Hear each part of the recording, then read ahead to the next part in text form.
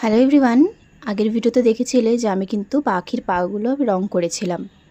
তো এবার আমি এই ভিডিওতে দেখাবো যে আমি পাখির পাগুলো যে বোর্ডটিতে লাগাবো সেটা কি করে বানিয়েছি আর কি করে আমি এই প্রজেক্টটি কমপ্লিট করেছি।